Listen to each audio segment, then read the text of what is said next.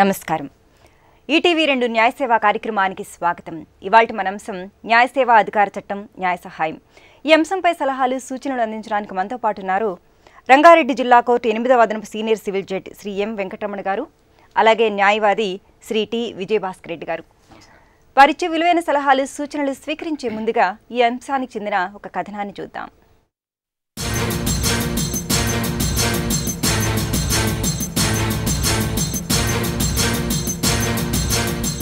ప్రతి పౌరుడికి న్యాయం ప్రజాస్వామ్యం కల్పించిన ప్రాథమిక హక్కు.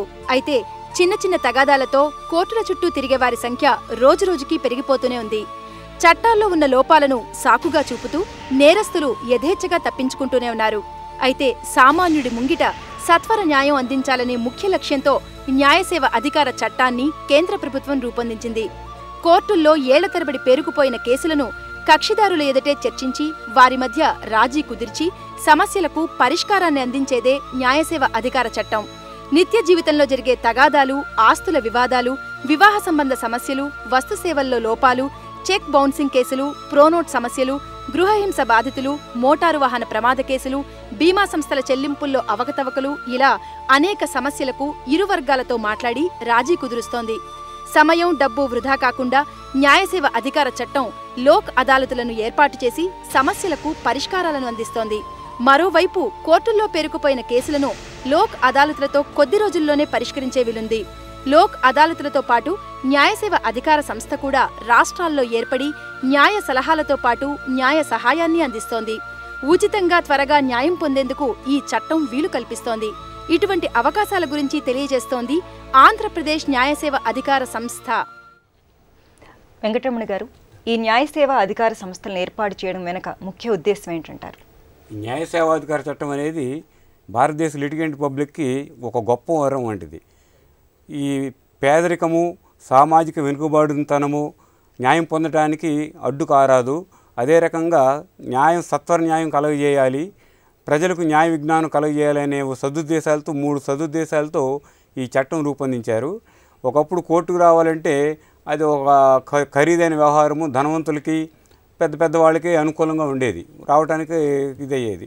తర్వాత ఏమైందంటే ప్రభుత్వం వారు ఏం చేశారంటే ఇట్లాగ పేదరికము ఇవన్నీ అడ్డు కారాదు, ప్రతి ఒక్కరికి న్యాయం అందుబాటులో ఉండాలి, access to justice for all, అందరికీ అందుబాటులో న్యాయం అని కలగజేయాలని చెప్పి ఈ చట్టం తీసుకొచ్చారు. ఈ చట్టం ద్వారా ఏంటంటే ఇప్పుడు న్యాయ సహాయం ఒకటి అందజేస్తాం. న్యాయ సహాయం అంటే ఎవరైనా ఒక కక్షిదారుడు వచ్చి నీ సామాజిక వెనుకబాటుతనము అంటే ఎస్సీ ఎస్టీ కులాల వరకు చెందిన వాడిని, లేకపోతే నాకు ఆర్థిక స్తోమత లేదు కాబట్టి నాకు న్యాయ సహాయం అందజేయమంటే అతనికి ఉచితంగా ఒక న్యాయవాదిని నియమిస్తాం. అతనే కేసు మొత్తం దాఖలు చేస్తాడు, ఎటువంటి ఫీజు లేకుండా కేసు ఇచ్చేస్తాడు. అదే రకంగా న్యాయ సహాయంలో ఇంకొక భాగం ఏమిటంటే కోర్టు ఫీజు కట్టే అవసరం కూడా లేకుండా ఈ దావా వేసుకునే అవకాశం ఈ చట్టం ద్వారా కల్పిస్తుంది అనమాట. ఓకే, ఒక కాల్ రెడీగా ఉన్నారండి, మాట్లాడదాం. హలో. హలో, నమస్తే అండి, ఎక్కడి నుంచి మాట్లాడుతున్నారు? అనంతపురం మేడం. పేరు చెప్పండి. T Lakshminarayana madam. లక్ష్మీనారాయణ గారు చెప్పండి. నేను టీచర్ గా వర్క్ చేస్తున్నాను మేడం. మాది విడపనకల్ మండలం ఆర్ కొట్టాల మేడం, రామాపురం కొట్టాల, అనంతపురం జిల్లాలోనే. నేను 2005లో నేను డి హిరేహాల్ మండల్ నాగలాపురం తిమ్మలాపురం స్కూల్లో పనిచేస్తూ ఉన్నాను మేడం. ఓకే, మాది single teacher school. So June 6వ తారీఖు నుంచి జూన్ 11వ తారీఖు వరకు అప్పుడు బడిబాట ప్రోగ్రామ్ జరుగుతూ ఉంది మేడం. ఆ బడిబాట ప్రోగ్రామ్ జరుగుతూ ఉన్నప్పుడు నేను అక్కడ అటెండ్ అవుతూ ఉన్నాను. మాది అప్పుడు single teacher school, elementary school. ఇక్కడ ఊర్లో 9వ తారీఖున అంటే ఆ బడిబాటకు మధ్యలో అన్నమాట 9వ తారీఖున థర్స్డే జరిగినటువంటి ఇన్సిడెంట్ లో ఏదో పొలం దగ్గర తగాదా జరిగింది మేడం. అక్కడ దాంట్లో మా నాన్న ఉన్నాడు, మా చెల్లెలు కొడుకు ఉన్నాడు. నాకు ఆ విషయం కూడా తెలియదు మేడం. అది జరిగినటువంటి ఇన్సిడెంట్ లో వాళ్ళు క్రిమినల్ కేసు ఫైల్ చేయడం జరిగింది madam, attentive to murder case. జరిగిన తర్వాత అప్పుడు క్రిమినల్ కేసులో జరుగుతూ మరి నేను యాంటిసిపేటరీ బెయిల్ తీసుకొని మరి స్కూల్ కి అటెండ్ అయ్యాను. ఆ క్రమంలో అన్ని ప్రాసిక్యూషన్ విట్నెసెస్ అన్నిటిని విచారించిన తర్వాత నవంబర్ 28, 2011లో సబ్ కోర్టులో ఇక్కడ అనంతపూర్లోనే జడ్జిమెంట్ వచ్చింది మేడం. అక్కడ వచ్చేసి మొత్తం 6 మంది కేసులో ఉంటే 6 మందిని అక్కడ కన్విక్షన్ ఇవ్వటం జరిగింది మేడం. దాని తర్వాత మరి డిస్ట్రిక్ట్ కోర్టుకి అప్పీల్ చేసుకున్నాం మేడం. ఇక్కడేను డిస్ట్రిక్ట్ కోర్టు చేసుకున్న తర్వాత డిస్ట్రిక్ట్ కోర్టులో 4 అక్విటల్ చేసి సో A1 A3 అంటే A1 అంటే మా నాన్నగారు, A3 అంటే నేను మేడం. సో A3కి మొదట సబ్ కోర్టులో ఏదైతే శిక్ష వేశారో అదే శిక్షను అట్లే 5 సంవత్సరాలు కన్ఫర్మ్ చేశారు మేడం. సో A1 కి వచ్చేసి మా నాన్నగారు, ఆయనకు వచ్చేసి 307 ని 324 కన్వర్షన్ చేసి 1 year కన్విక్షన్ వేశారు. సో ఇప్పుడు విషయం ఏంటంటే ఇప్పుడు హైకోర్టులో మ్యాటర్ ఉంది మేడం. మాది నేను టీచర్ గా వర్క్ చేస్తున్నాను. నాకు అక్కడ మండల్ ఎడ్యుకేషన్ ఆఫీసర్ గారు డ్యూటీ సర్టిఫికేట్ ఇచ్చారు. అదే సమయంలో మండల్ రిసోర్స్ పర్సన్ గారు వచ్చి ఇక్కడ డిపోజిషన్ కూడా ఇచ్చారు. ప్లస్ అక్కడ వంట వండుతూ ఉన్నటువంటి అక్కడ మిడ్ డే మీల్స్ ప్రోగ్రామ్ నడుస్తూ ఉంది కదా మేడం స్కూల్లోను. ఆ మిడ్ డే మీల్స్ ప్రోగ్రామ్ నడుస్తూ ఉన్నప్పుడు అక్కడ వంట వండినటువంటి ఆమె కూడా, ఎందుకంటే ఇప్పుడు ప్రత్యేకంగా 2005లో సమ్మర్ లో కూడా భోజనాలు పెట్టండి అని చెప్పి సుప్రీం వెంకటరమణ గారు మీ సమస్య ఏంటో బ్రీఫ్ గా చాలా ఫాస్ట్ గా చెప్పాలి. చెప్తున్నా మేడం, చెప్తున్నా. అదే ఇప్పుడు సమస్య ఏంటి, అసలు సమస్య ఏంటి చెప్పండి. అంటే ఇప్పుడు నేను నాది హైకోర్టులో ఉంది మ్యాటర్. మరి ఇక్కడ కన్విక్షన్ అనేటువంటిది అలిబీ పిటిషన్ కి నేను అప్లై చేసుకున్నా మేడం ఎస్పీ ఆఫీస్ కి. చేసుకున్న తర్వాత ఆలిబీ గురించి ఏమైంది అనేటువంటి విషయం నేను కూడా ఎంక్వైరీ చేయలేకపోయాను. కానీ సమాచార హక్కు చట్టం ద్వారా నేను తర్వాత నాకు కన్విక్షన్ అయిన తర్వాత తెలుసుకుంటే ఆ ఎస్పీ ఆఫీస్ వాళ్ళు వచ్చేసి ఆ విడుపునకల్ SHO గారిని IO గారు వేసాము. లక్ష్మీనారాయణ గారు మీరు ఇప్పుడు ఏం కోరుకుంటున్నారండి? అసలు విషయం చెప్పట్లేదేమో అనిపిస్తుంది నాకు. మీరేం కోరుకుంటున్నారు?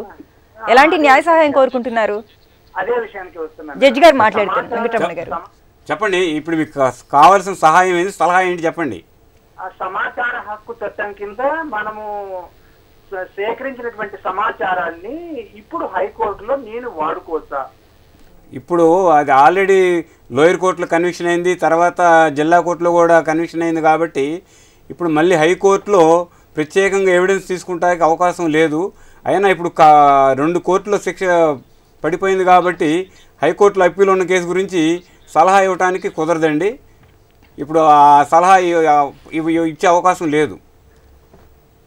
మీరు హైకోర్టులోనే ఇచ్చేస్తున్నారు కాబట్టి హైకోర్టులో లాయర్ గారిని అడగండి. పెండింగ్లో ఉన్న కేసుల గురించి అడగకూడదు. ఎందుకంటే ఆల్రెడీ 2 కోర్టులో తీర్పులు వచ్చినాయి కాబట్టి 3వ కోర్టులో పెండింగ్ ఉన్నప్పుడు హైకోర్టులో ఉన్నప్పుడు దాని గురించి ఇప్పుడు సలహా ఇవ్వటం భావ్యం కాదు. ఓకే అండి. విజయభాస్కర్ రెడ్డి గారు, ఈ న్యాయ సేవా అధికార సంస్థ ద్వారా పేదలకు ఎటువంటి సహాయం లభిస్తుంది? ముఖ్యంగా ఈ భారతదేశం అనేది విభిన్న మతాలకి సంస్కృతులకి నిలయం అండి. ఇక్కడ అనేక కులాల వాళ్ళు మతాల వాళ్ళు ఉన్నారు. అయితే ఇక్కడ ప్రజలు న్యాయం పొందడంలో ఎలాంటి అసమానతలు తర్వాత అడ్డు కాకుండా బడుగు వారికి నిమ్న వర్గాల వారికి ఉచితంగా న్యాయ సహాయం అందించాలి అనే దాంతో న్యాయ సేవాధికార సంస్థను స్థాపించడం జరిగింది. దీని లోపల ఏంటంటే న్యాయవాది చేత న్యాయ సలహా ఇప్పించడము, అవసరమైతే ఆ న్యాయవాదితోటే కోర్టు ఆ కేసుని ఇది చేయడం, కంప్లీట్ చేయించడం, వీలైతే కోర్టు ఫీజు కూడా కట్టడం. తర్వాత ఇదంతా కూడా మన రాజ్యాంగము 39A ఆర్టికల్ స్ఫూర్తితోటి ఈ యొక్క న్యాయ సేవా అధికార సంస్థలని స్థాపించడం జరిగిందనమాట. అయితే ఇక్కడ ఈ ఏదైతే ఇప్పుడు ఈ లోక్ అదాలత్కి వీటికి కేసెస్ రిఫర్ చేసినప్పుడు ఒక సుహృద్భావ వాతావరణంలో ఇరు పక్షాలకి కూడా ఆమోదయోగ్యమైన అంతిమ తీర్పుని ఇవ్వటానికి ఈ లోక్ అదాలత్ నిర్వహించడం జరుగుతుంది. తద్వారా ఈ ఖర్చులు కానీ ఈ కాలయాపన కానీ ఉండదన్నమాట. ఓకే, సమయం వృధా కాకుండా కేసులు త్వరగా పరిష్కారం అవుతాయంటారు. తప్పకుండా. ఓకే అండి. న్యాయ సేవ కార్యక్రమంలో ఇప్పుడు ఒక చిన్న విరామం. న్యాయ సేవ కార్యక్రమానికి తిరిగి స్వాగతం. కలర్ లైన్లో ఉన్నారండి, మాట్లాడదాం. Hello madam. నమస్తే అండి. నమస్తే మేడం. ఎక్కడి నుంచి మాట్లాడుతున్నారు? పేరు చెప్పండి. నేను ఆదోని నుంచి మాట్లాడుతున్నాను మేడం. పేరు చెప్పండి. పేరు జాన్ విల్సన్. ఓకే జాన్ గారు, మీ సమస్య ఏంటి? చిన్న సమస్య ఏంటో ఏం లేదు మేడం. నాకు 4 years అంటే మేము 1986లో డైలీ వేజెస్ కింద అపాయింట్ అయినాను మేడం. నమస్తే మేడం. 1986లో అపాయింట్ అయిన తర్వాత నాకు 4 years కంటిన్యూగా చేసినాను నేను. అది 1919లో చెన్నారెడ్డి జీవో 193 కింద ఇచ్చారు మేడం. 193 జీవో కింద 12 పాయింట్స్ ఇస్తే దాంట్లో వాళ్ళు 2 పాయింట్స్ అబ్జెక్షన్ రేస్ చేశారు కొన్ని రోజుల తర్వాత. ఓకే. అంటే అప్పటికి నాకు రెగ్యులర్ వాళ్ళ అపాయింట్మెంట్ ఇచ్చి ఒక ఇంక్రిమెంట్ కూడా ఇచ్చారు. ఇచ్చిన తర్వాత అబ్జెక్షన్ రేస్ చేస్తారు. చేసిన తర్వాత నేను ప్రొబేషన్ డిక్లేర్ కావాలి మేడం. నాకు ప్రొబేషన్ డిక్లేర్ కాకుండా అన్ని అబ్జెక్షన్స్ చేసేసి మళ్ళీ విజయభాస్కర్ రెడ్డి పీరియడ్ లో 212 జీవోని ఒకటి ఇచ్చారు. ఆ 212 జీవోలో నాకు రెగ్యులర్ అంటే మళ్ళీ 10A1 కింద టెంపరీ ఇచ్చి మళ్ళీ రెగ్యులర్ చేశారు. ఓకే. అయితే నాకు దానివల్ల 4 years పోయింది మేడం. ఆ రెట్రాస్పెక్టివ్ పీరియడ్ మళ్ళీ నేను క్లెయిమ్ చేసుకోవాలంటే నాకు అంటే నాకు ఇచ్చినటువంటి రిజల్ట్ ఏంటంటే జీవో వాళ్ళు మన జడ్జిమెంట్ లో ఇవ్వవచ్చును అని చెప్పినారు అనమాట. రెగ్యులర్ గా ఇవ్వచ్చు అని చెప్పారు మేడం. మరి ఇంకేంటండి ఇచ్చినటువంటి జీవోలు అది అంటే ఈ జడ్జిమెంట్ లో వచ్చిన ప్రాబ్లం ఏంటంటే ఇవ్వవచ్చు అంటే అది ఆథెంటికేటెడ్ గా లేదు అని వచ్చింది జడ్జిమెంట్ లో. ఓకే. అది ప్రాబ్లం అయింది మేడం. మా వాళ్ళు ఇవ్వలేదు ఇంతవరకు. ఓకే అండి. విజయభాస్కర్ రెడ్డి గారు మీరు ఏ సంస్థలో చేశారండి? మీరు ఏం చేసుకోవచ్చా 4 years రెట్రోస్పెక్టివ్ పీరియడ్. ఎక్కడ పని చేశారండి మీరు? మీరు ఎక్కడ పని చేశారు? నేను local fund audit department. Now it is called as state audit department. State audit డిపార్ట్మెంట్లో మీరు వర్క్ చేశారు. దానికి మీరు చేసే దానికి అనుగుణంగా జీవోలు కూడా ఇష్యూ చేయడం జరిగింది. మీరు చెప్పిన దాన్ని బట్టి నేను చెప్తున్నాను. మీరు లేబర్ కోర్టుకి వెళ్ళారా? లేబర్ కోర్టుకి ఎప్పుడన్నా లేబర్ కోర్టు వచ్చింది? లేదు, నేను ట్రిబ్యునల్ పోయినాను. ట్రిబ్యునల్కి వెళ్ళారు మీరు. అయితే మీరు అక్కడ ట్రిబ్యునల్ లోపల ఏం చెప్పారు మీకు? అక్కడ ఆ ట్రిబ్యునల్ లో వచ్చినటువంటి జడ్జిమెంట్ ఏమిటంటే మీరు ఇచ్చినటువంటి అన్ని కరెక్ట్ గానే ఉన్నాయి. అయితే ఇచ్చిన జీవో చివరిలో వాళ్ళు ఇచ్చిన జడ్జిమెంట్ ఏమిటంటే అధికారులు ఇతనికి ఇవ్వవచ్చును అని ఇచ్చారు. ఇవ్వవచ్చు అని ఇచ్చారు కానీ దాన్ని మేబీ అనే మాట యూజ్ చేస్తారు. అయితే దాన్ని ఇంతవరకు ఇంప్లిమెంట్ చేయలేదు. ఇంప్లిమెంట్ చేయాలి అనేది మీ భావన, అంతేనా? అవును అవును. దాన్ని ఇంప్లిమెంట్ చేయాలి, వాళ్ళు ఇంప్లిమెంట్ చేయడం లేదు. మీరు అది చేస్తూ మీ పై అధికారి వారికి ఒక దరఖాస్తు ఇవ్వండి. నాకు ఇట్లా ఆర్డర్ వచ్చింది, దాని ప్రకారం మీరు ఇంప్లిమెంట్ చేయండి అని చెప్పేసి మీరు ఒక దరఖాస్తు ఇచ్చిన పక్షంలో వాళ్ళు ఏం చేస్తారు, అది యాక్సెప్ట్ చేస్తారా చేయరా అనేది మీకు వాళ్ళు చెప్తారు. రైటింగ్లో ఇస్తారు. ఇచ్చినప్పుడు మీకు ప్రాబ్లం సాల్వ్ అయితే సమస్య లేదు. ఒకవేళ మీకు ప్రాబ్లం సాల్వ్ కాకపోతే మీరు అసిస్టెంట్ కమిషనర్ ఆఫ్ లేబర్ అని ముందే అక్కడ మీరు అప్లై చేసుకుంటే ఆ ACL దగ్గర మీకు వాళ్ళు ఇరు పార్టీలని పిలిచి తర్వాత మీకు ఒక దీనికి ఒక నిర్ణయానికి రావడానికి తర్వాత మీకు న్యాయం చేయడానికి అవకాశం ఉంటుంది. మీకు పర్టికులర్గా ఈ కోర్టులకి సివిల్ కోర్టుకి వెళ్ళాల్సిన అవసరం లేదు. కాబట్టి మీ ప్రాబ్లం ఆ విధంగా సాల్వ్ అవుతుంది. ఓకే అండి. మరో కాలర్ రెడీగా ఉన్నారు. హలో హలో, నమస్తే అండి. ఎక్కడి నుంచి మాట్లాడుతున్నారు? గుడ్ మార్నింగ్ అండి. ఎక్కడి నుంచి మాట్లాడుతున్నారు? Hello, Kodbullapur madam. పేరు చెప్పండి. సాయి బ్రహ్మచారి. చెప్పండి సాయి గారు. మేడం, మేము ఒక మా ప్లేస్ ఉండే అపార్ట్మెంట్ ఇచ్చామన్నమాట. బిల్డర్కి ఇచ్చాము. డెవలప్మెంట్కి ఇచ్చారా? డెవలప్మెంట్కి ఇచ్చాము. అతను ఇప్పుడు మేము 2 years అగ్రిమెంట్ పెట్టుకున్నాం అనమాట. 2 years వరకు కంప్లీట్ చేసి ఇస్తా అని చెప్పాడు. 2 years అయిపోయింది, ఇప్పటి వరకు కంప్లీట్ చేయలేదు అనమాట. ఓకే. అతని మీద ఇప్పుడు మేము లీగల్గానే పోయాం అనమాట.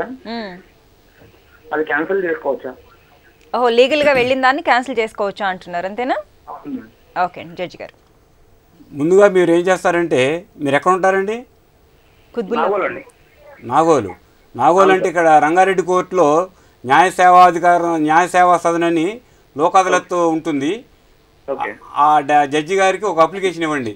ఇట్లాగా పలానా కాంట్రాక్టర్ ఇట్లా నేను అగ్రిమెంట్ అయ్యాను, కానీ ఆ కాంట్రాక్టరు ఆ బిల్డర్ ఇట్లాగా ఫెయిల్ అయిపోయాడు కన్స్ట్రక్షన్ చేయడానికి, అతని నుంచి మాకు నష్టపరిహారం ఇప్పిండి, లేకపోతే మా అగ్రిమెంట్ క్యాన్సిల్ చేయండి అని చెప్పి ముందుగా మీరు న్యాయ సేవాధికార సంస్థకి ఒక లెటర్ ఇవ్వండి, ఒక పిటిషన్ ఇస్తే వారు మీ బిల్డర్ని కూడా పిలిపించి ఇద్దరిని కూర్చోబెట్టి సామరస్యంగా పరిష్కరించడానికి తప్పకుండా ప్రయత్నం చేస్తారు. అది దాన్ని ప్రీ లిటిగేషన్ కేసు అంటారు, PLC, pre litigation case. Direct మీరు దావాకి వెళ్లకుండా దావాకు కేసు వేసి మళ్ళీ కోర్టు ఫీజు కట్టుకొని అవసరం లేకుండా ముందుగా మీరు PLC అయ్యండి. దీనికి ఎటువంటి నయా పైసా ఫీజు ఇవ్వాల్సిన పని లేదు. అప్పుడు జడ్జి గారు ఏం చేస్తారంటే, అక్కడ సబ్ జడ్జి ఒక సెక్రటరీ గారు ఉంటారు, న్యాయ సేవాధికార సంస్థలో లోక్ అదాలత్ జడ్జి గారు అంటారు. వారు ఇద్దరిని పిలిపించి కూర్చోబెట్టి మాట్లాడి పరిష్కారం చేస్తానికి శాయశక్తులా కృషి చేస్తారు. ఆ రకంగా మీకు సమస్య పరిష్కారం అయ్యే అవకాశం ఉంది. ఒకవేళ అతను అక్కడ కానీ పరిష్కారం కాకపోతే మీరు అప్పుడు కోర్టుకి వెళ్ళొచ్చు. అందుకని మీరు ముందుగా డైరెక్ట్గా కోర్టులో దావా వేయకుండా ముందుగా న్యాయ సేవాధికార సంస్థకి లోక్ అదాలత్ కోర్టుకి వెళ్తే అక్కడ మీ సమస్య పరిష్కారం అయ్యే అవకాశం ఎక్కువగా ఉంటుంది. కాని పక్షంలో తర్వాత మీరు కోర్టుకు వెళ్ళొచ్చు. ముందు లోక్ అదాలత్ని ఆశ్రయించండి, మీకు తప్పకుండా ప్రయోజనం కలిగే అవకాశం ఉంటుంది. మీ సమస్య పరిష్కారం అవకాశం తప్పకుండా ఉంది. ఓకే అండి. జడ్జి గారు, ఈ న్యాయ సేవా అధికార సంస్థ ద్వారా న్యాయ సహాయం పొందడానికి ఎవరెవరు అర్హులు? ఈ న్యాయ సహాయం పొందడానికి సెక్షన్ 12 అని న్యాయ సేవాధికార చట్టంలో ఒక కేటగిరీలు ఉన్నాయండి. ఫస్ట్ ఎస్సీ ఎస్టీ కులాల వారు, అంటే షెడ్యూల్ కులాలు, షెడ్యూల్ తెగలు, అదే రకంగా మహిళలు, బాలలు, చిల్డ్రన్, బాలురు, బాలికలు, తర్వాత ప్రకృతి వైపరీత్యం ద్వారా నష్టపోయిన వాళ్ళు, అంటే తుఫాను, భూకంపాలు ఇట్లాంటి నష్టపోయిన వాళ్ళు, విక్టిమ్స్ ఆఫ్ ఉమెన్ ట్రాఫికింగ్, ఈ మహిళా అక్రమ రవాణా బాధితులు, వీళ్ళందరూ కూడా న్యాయ సహాయం పొందడానికి అర్హులు అన్నమాట. అదే రకంగా ఆర్థికంగా, అంటే సంవత్సరానికి ₹1,00,000 ఆదాయం లోపు ఉన్న అగ్రకులాల వారు కానీ, వెనుకబడిన కులాల వారు కానీ, వీళ్ళందరికీ కూడా న్యాయ సహాయం అందే అవకాశం తప్పకుండా ఉంది. కాకపోతే వీళ్ళు వాళ్ళ ఇన్కమ్ సర్టిఫికేట్ తీసుకొచ్చి లోక్ అదాలత్ జడ్జి గారికి చూపిస్తే వారు పరిశీలించి న్యాయ సహాయం అందజేస్తారు. న్యాయ సహాయం అంటే ఒక ప్లేట్ గాని పెడతారు. అదే రకంగా ఎటువంటి కోర్టు ఫీజు కట్టాల్సిన అవసరం లేకుండా అవకాశం ఉంది. ఈ రోజున ఒక స్త్రీ ఒక 10 కోట్లకి 20 కోట్లు దావా వేయాలన్నా సరే ఒక నయా పైసా కూడా కోర్టు ఫీజు కట్టాల్సిన అవసరం లేకుండా ప్రతి మహిళ కూడా ఈ దావా వేసే అవకాశం ఈ చట్టం కల్పిస్తుంది అనమాట. ఈ చట్టం ద్వారా మహిళలకి అత్యంత ప్రయోజకరమైన ఇదేంటంటే నయా పైసా ఫీజు కట్టకుండా దావా వేసుకొని హక్కులను కాపాడుకునే అవకాశం ఈ చట్టం కల్పిస్తుంది. ఓకే అండి. న్యాయసేవ కార్యక్రమంలో మరో చిన్న విరామం. న్యాయసేవ కార్యక్రమానికి తిరిగి స్వాగతం. కాలర్ రెడీగా ఉన్నారండి. హలో. నమస్తే అండి. నమస్తే అండి. ఎక్కడి నుంచి మాట్లాడుతున్నారు? నేను తూర్పుగోదావరి జిల్లా అండి. పేరు చెప్పండి. కుమార్ అండి. కుమార్ గారు చెప్పండి. మేడం గారు, చిన్న అనుమానం ఏంటంటే యాక్చువల్ గా మా నాన్నగారికి 2 కొడుకులండి. నేను పెద్దవాడిని, చిన్నవాడు కూడా ఉన్నాడు. అయితే మా నాన్నగారికి వ్యాపారం ఉందండి. కొత్తగా 20 సంవత్సరాల నుంచి హోల్సేల్ బిజినెస్ ఉంది. అయితే నెలకి 45,000 నుంచి 50,000 రూపాయల వరకు ఆదాయం వస్తుందండి. నాకు రీసెంట్ గా మ్యారేజ్ అయిందండి, పిల్లలు కూడా పుట్టారు. అయితే మా తమ్ముడు 2 సంవత్సరాల క్రితం ఉద్యోగం మానేసి ఇంటి దగ్గర ఉండడం మొదలెట్టాడు. అతను ఇంటి దగ్గర ఉంటున్నాడు. అతను ఏ పని కూడా ఇంక చేయనని చెప్పేశాడు. అంటే అతనేమో అంగవైకల్యం ఉన్నవాడేం కాదు, అతను వయసులో ఉన్నవాడే. అతను ఇంకే పని నేను చేయను, ఇంక ఉద్యోగానికి వెళ్ళను అనడం మొదలెట్టాడు. అయితే ఇంక మా అమ్మగారు మా నాన్నగారు వెళ్ళంటున్నారు కదా అని చెప్పి ఇంట్లో ఉంచడం మొదలు పెట్టారు. అది అతనికి అలా అలవాటు అయిపోయి అది ఇంట్లో ఉండి చేసుకునే బిజినెస్ అనమాట. అయితే నేనేం చేశానంటే 2 సంవత్సరాల క్రితం ఇల్లు ఒకటి కట్టానండి. మా అమ్మగారు మా నాన్నగారు స్థలం కొనిచ్చారు. అందులో నేను బ్యాంక్ లోన్ తీసుకుని మళ్ళీ బయట కొంచెం అప్పులు చేసి వడ్డీలు కట్టుకుంటూ మొత్తానికి ఇల్లు కట్టి 2 సంవత్సరాల నుంచి ఇల్లు కట్టాను. 2 సంవత్సరాలు చెప్పి ఇల్లు కట్టాను. 2 సంవత్సరాలు ఇంట్రెస్ట్ అన్ని కూడా పే చేస్తున్నాను. కుమార్ గారు, కొంచెం బ్రీఫ్ గా చెప్పండి, సమస్య ఏంటో చెప్పండి. సబ్జెక్ట్ అంటే ఇప్పుడు ఈ ఇల్లు అనేది పక్కన పెట్టేస్తే ఇప్పుడు ఈ బిజినెస్ సంబంధించి మా తమ్ముడికి అప్పగిద్దామని చూస్తున్నారు. నేను మరి నాకు కూడా కొంత భాగం రావాలి కదా, ఆ విషయం అడిగామని చూస్తున్నాను. ఓకే అండి. విజయభాస్కర్ రెడ్డి గారు, ఇప్పుడు మీకు భాగం రావాలని అంటున్నారు కదా, మీ కుటుంబంలో అదే. అయితే ఇక్కడ ఇది మీ కుటుంబ పరువు ప్రతిష్టకు సంబంధించిన వ్యవహారం అండి. మొదటిగా మీరు మీ కుటుంబ సభ్యులు, మీ మదరు, మీ బ్రదరు, మీరు కలిసి కూర్చొని ఒక అంగీకారానికి రండి. ఏమని, మాకు ఎంత పంచుకోవాలి, ఏంటి, ఎలా డివైడ్ చేసుకోవాలి ఏంటి అనేది. ఇప్పుడు బయటికి వచ్చి మీరు ఇవన్నీ సమస్యలు పెట్టుకొని తర్వాత 10 మందికి వెళ్ళే బదులు ఫస్ట్ మీలో మీకు ఒక అంగీకారానికి వస్తే ప్రాబ్లం లేదు. అదర్వైజ్ మీరు ఏం చేస్తారంటే, మీ దగ్గరలో ఉన్న న్యాయ సేవా అధికార సంస్థకి వెళ్ళిన పక్షంలో అక్కడ వాళ్ళని పిలిచి మీకు ఏదైనా ఆమోదయోగ్యమైన ఒక పరిష్కారానికి రావడానికి వాళ్ళకి నోటీస్ ఇచ్చి పిలిపించడము, మాట్లాడటము, చేయటము అవుతుంది. మీరు ఎక్కడ, ఏ ఊరు నుంచి మాట్లాడుతున్నారు మీరు? అమలాపురంలో లోక్ అదాలత్ ఉంటుంది. మీరు ఆ లోక్ అదాలత్కి వెళ్ళండి. అక్కడ న్యాయ సేవా అధికార సంస్థ వారు ఉంటారు. అక్కడ వాళ్ళు అక్కడ వెళ్ళినప్పుడు ఈ నెల 23వ తారీఖు నాడు నేషనల్ మెగా లోక్ అదాలత్ అని చెప్పి చేస్తున్నారు ప్రతి దీని దగ్గర జిల్లా కోర్టుల్లో. కాబట్టి మీరు అక్కడ ఈ లోపల ఒక అర్జీ ఇచ్చి దాని ప్రకారం మీరు వాళ్ళని పిలిపించి ఒక దీనికి చేసుకోండి. ఈ లోపల మీరు మొదటిగా మీ ప్రయత్నం మీరు చేయండి. మీ కుటుంబంలో ఒక సామరస్యపూర్వకంగా ఏదైనా సెటిల్ అవుతామో చూడండి. ఓకే అండి, మరో కాల్ తీసుకుందాం అండి. హలో హలో హలో, నమస్తే అండి, ఎక్కడి నుంచి మాట్లాడుతున్నారు? మేము అనకాపల్లి నుంచి మాట్లాడుతున్నామండి. ఓకే చెప్పండి, పేరు చెప్పండి. నా పేరు రమేష్ బాబు అండి. చెప్పండి రమేష్ బాబు గారు. నాది ల్యాండ్స్ ఇష్యూ అండి. 22A కింద మాది ప్రొహిబిట్ చేశారండి. దానికి ఎన్ని అప్లికేషన్స్ ఇచ్చినా యాక్షన్ తీసుకోవటం లేదండి. నాకేమో documents, SFA, passbooks, title deeds అన్నీ ఉన్నాయండి. నాకు దానికి అప్లికేషన్ పెడితే దాని మీద ఎటువంటి యాక్షన్ తీసుకోవటం లేదండి. దగ్గర నుంచి అలా తిరుగుతున్నాను. నేనేమన్నా కోర్టుకి అప్రోచ్ అయితే నాకేమన్నా ఆర్డర్స్ వస్తాయా అని చెప్పి, ఎందుకంటే రిజిస్ట్రేషన్స్ ఇబ్బందిగా ఉందండి.